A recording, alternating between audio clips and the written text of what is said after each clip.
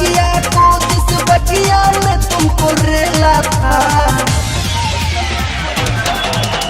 याद करो उस बगिया को जिस बगिया में तुमको रेला था। तुम सुसुक सुसुक के रोई थी, मैं घुसुक घुसुक के खेला था। तुम सुसुक सुसुक के रोई थी, मैं घुसुक घुसुक के खेला था। याद करो उस बगिया को जिस बगिया में तुमको रेला था,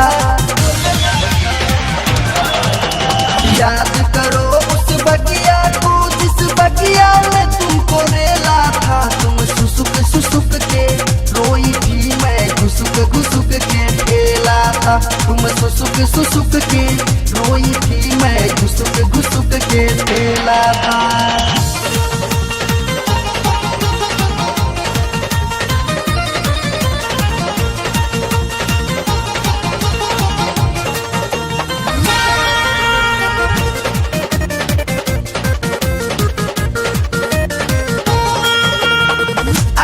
पाछा बुझाइल हमारा रहली हम ताव में, घर तू जब लंगड़ाते हो गयलू तोरा हो गईल गाँव में।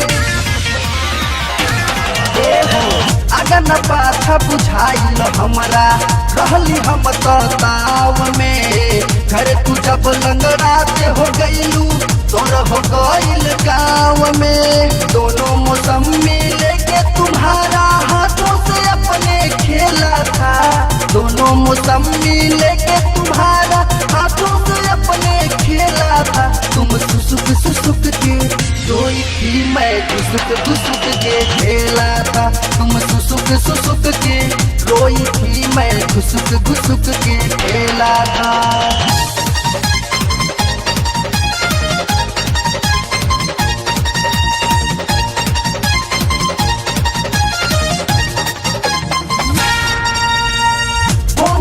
के जबरी तू ही रहलू तुम बोलवले हो, होठवा में होठवा डाली रहलू तू सवले हो। फोन के जबरी तू ही रहलू तुम बोलवले हो, होठवा में होठवा डाली रहलू तू सवले हो। लहंगा उठा के गपा गप खैलू कैसा सिंगापुरी केला था, लहंगा उठा के गपा गप खैलू कैसा सिंगापुरी केला था। तुम सुसुक सुसुक के रोई थी, मैं घुसुक घुसुक के खेला था। तुम सुसुक सुसुक के रोई थी, मैं घुसुक घुसुक के खेला था।